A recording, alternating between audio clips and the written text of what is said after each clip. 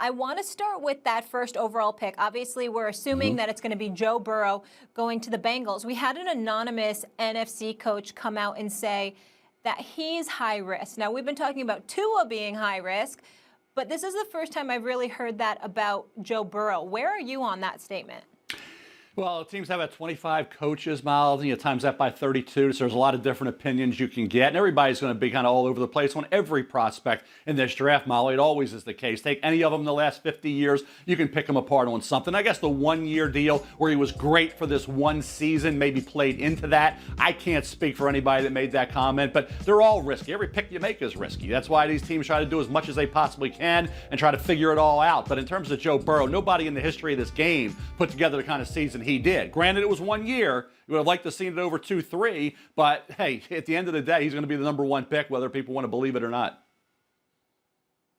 Mel Kiper, listen, I'm not going to get into the Cincinnati Bengals. I'll talk to them directly before I continue to go in on them the way that I have over the years, because I have considered them football purgatory, at least when it comes to the postseason. But I'd like to know your thoughts about Joe Burrow joining that system, knowing football the way that you do. He's an Ohio native, but even he was quoted as sort of expressing some concern, albeit tacitly, he was expressing some concern about playing for that particular organization. What are your thoughts about that?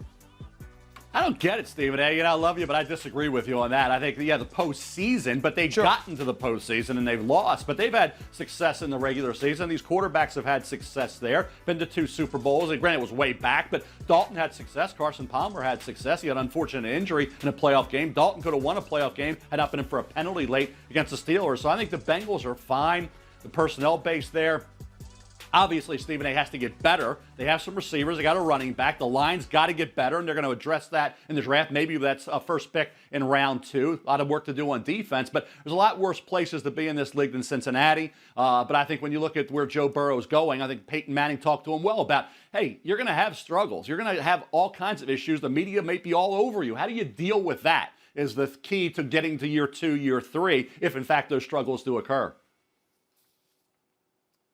Mel, Tua, the Wonderlic scores were released. Tua scored a 19, which is considered low. Richard Sherman's tweeted about it like, LOL. Yeah. If people really knew how this worked, no one cares. Nevertheless, Brady had a 33, and even Peyton Manning, who didn't have such a high score, I think was in the mid-high 20s. What does this mean for Tua's draft stock? Nothing. 0. Because I can give you about 10 names of guys that are Hall of Famers and Pro Bowlers and greatest of all time that had a score right around. Patrick Mahomes was with 24. So to me, you look at Brett Favre, look at Jim Kelly, Dan Marino, the list goes on and on of guys. And I can give you guys that had great scores that were complete busts in the NFL in the first round. So it's the way you read and see the field and the decisions you make and all that on the football field is important, more important than anything Wonderlic-wise. Look at Lamar Jackson. He's taken the league by storm. He had a lower score than what they say Tua did. So to me, it's nothing. It's about durability. It's not necessarily, it's the hip, and will he be able to stay healthy? It has nothing to do with the Wonderlic, if in fact he does get past that 5th, 6th pick and gets into the middle of the first round, like some have suggested. Mel, can I just go personal agenda here right now? Can I do that here on First Take, even though it's really Stephen A's show, Max's show? Let's talk about my Giants, okay? Because it's been really bad and it's been really ugly. What do they need? Well, they need a lot. What should they do? If you were advising them, if you were in that front office, how would you like to see them work this draft? Move down if they could. I think Dave Gettleman's in a spot where if somebody wanted to move up to 4, he could move down, Molly, and still get a really good offensive tackle. And I'm not convinced the tackles are the 3rd, 2nd best player in this draft, or even 4th for that matter. When you're picking 4th and you're taking a quarterback, you can do that. You can reach a little bit, but not for a tackle. I would move off of 4 if possible. Get an offensive tackle to help Daniel Jones. Thanks for watching ESPN on YouTube. For live streaming, sports, and premium content, subscribe to ESPN+.